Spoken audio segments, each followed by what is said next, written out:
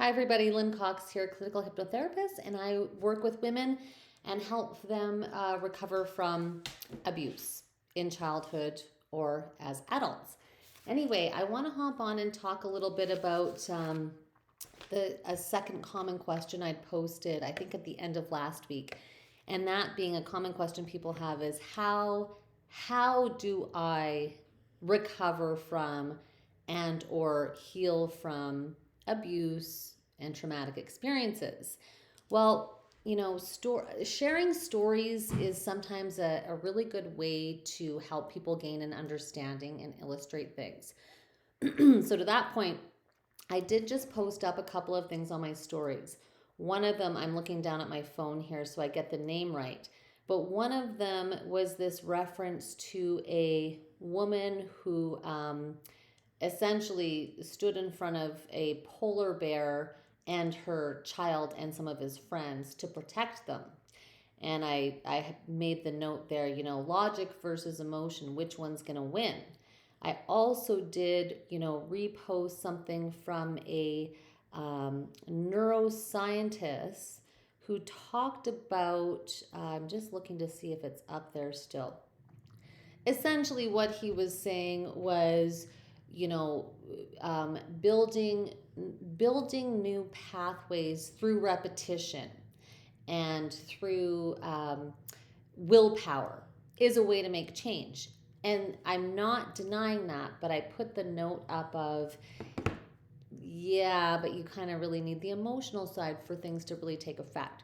So if we're talking about a case of seriously traumatic events, I have permission to share this because this might be illustrative and help explain a little bit about how the mind works and how we come up with different, I'll call them coping mechanisms.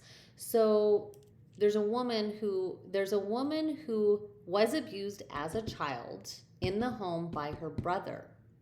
Yet the issue as an adult that was really bothering her, the issue at hand was that she was smoking cigarettes and really didn't want to be a smoker. Logically knew she didn't want to be a smoker. I mean, a lot of people stop smoking by through willpower, through creating a logical plan, through using different aids like gums or patches or pharmaceuticals, diminishing the amount, taking this very kind of logical approach. And are also, I don't think there's not many people today, I believe, who don't understand that smoking is really, really terrible for health. So this individual knew she didn't want to do it. She was healthy in all of these other ways, had tried a multitude of different methods, like all the ones I just noted, and was still really struggling. And it's not because nobody can stop smoking. People stop smoking all of the time. Anyway, she was aware that she was abused as a child, but what happened is when I work with clients and we go back into regression and scenes, we're going to discover what kinds of things happened in the past. So we go into a relaxed state where we can talk to the subconscious. That's the emotional. So when I'm talking about emotion versus logic, who's going to win? It's always emotion. Emotion will always trump logic. This is a rule of the mind. This is the way that the mind works. So in this instance, she was already aware that she was abused, but didn't think that it was really causing her problems.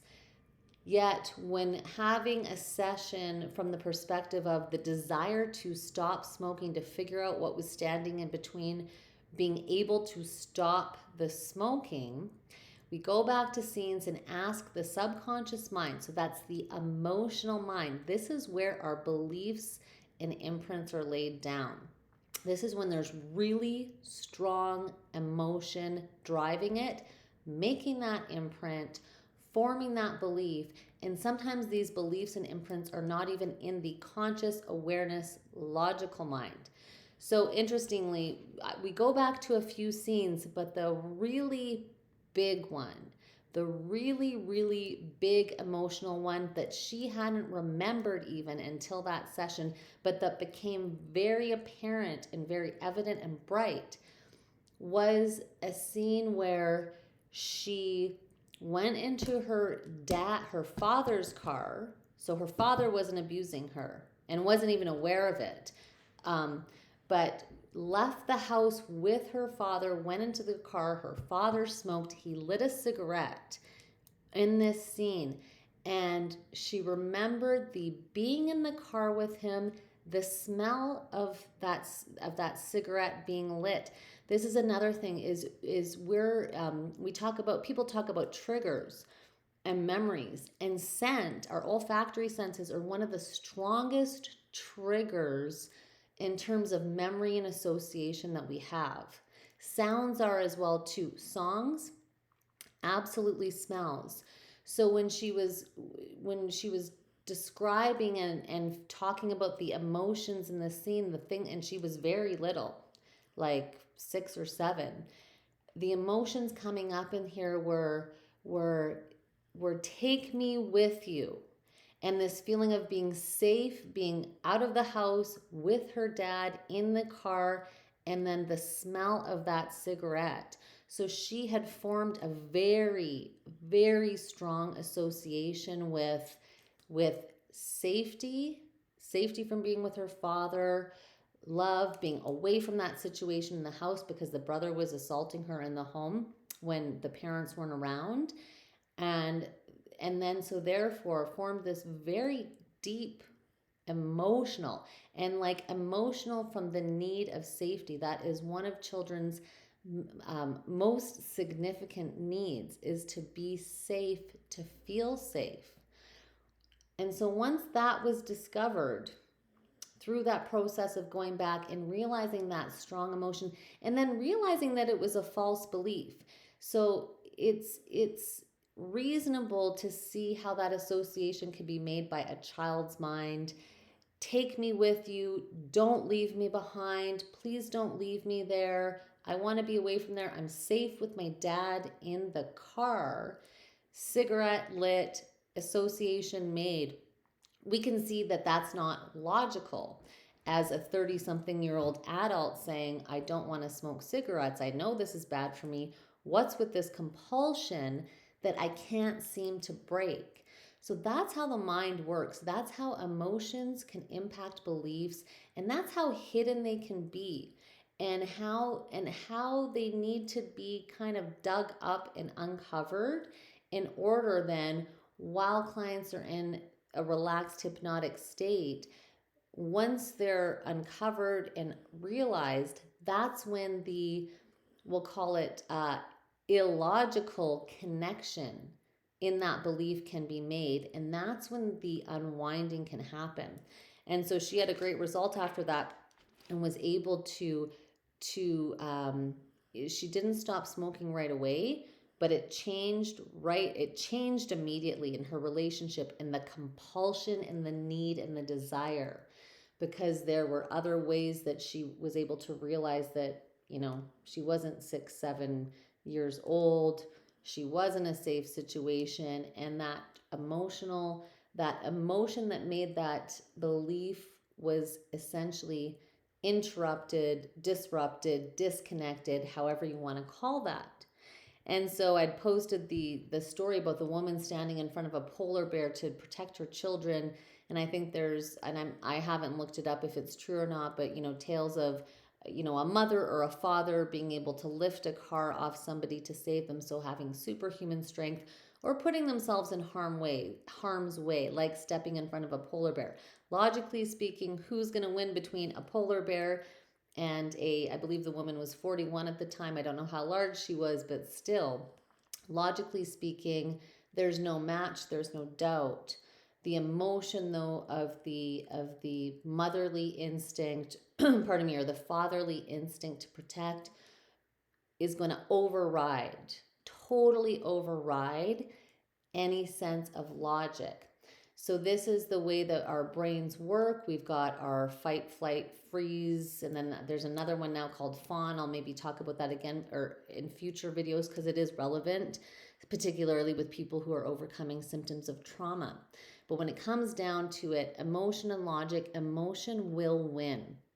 And so the answer, or an answer, or one answer, or one idea to the question of how then do you recover from the impacts of trauma? Well, first of all, you have to look at how it's impacting your life, because everybody responds and reacts differently.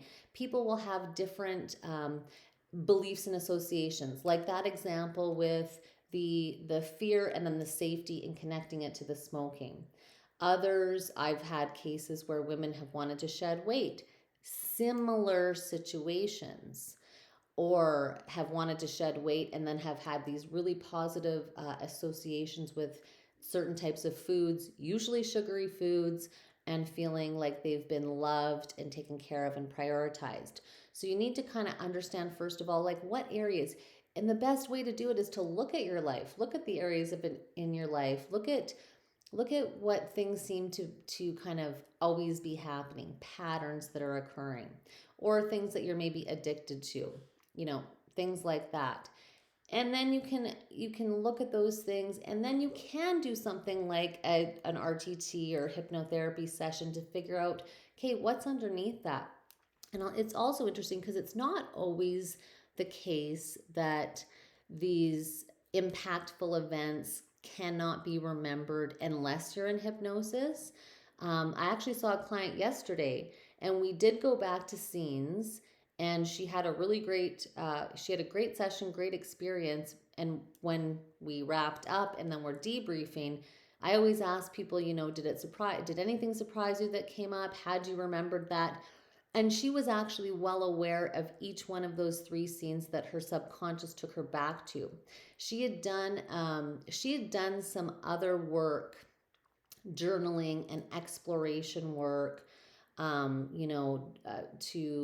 kind of identify different points in her life and different experiences in her life that she recalled that felt, really difficult slash like a traumatic type of experience. And so she was already aware of them. So she wasn't surprised.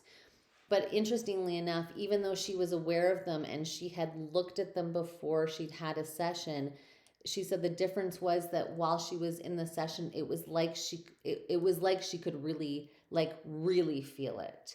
Like I think the emotion part of it, which is the piece that does need to come in if there's going to be a true shifting of perception, perspective, belief. They kind of all mean the same thing, because they are always informed by emotion, whether we're aware of what the situation was that maybe kind of made that connection or caused that belief to form. And there's typically many. But here's the thing too, is we live our lives according to our beliefs and perceptions. So I'll use the smoking and safety example. If there was the case that couldn't be discovered, and so there was always that underlying program that said safety through smoking, it's very unlikely that would be overcome. Perhaps for periods of time with willpower, however, it would be more difficult.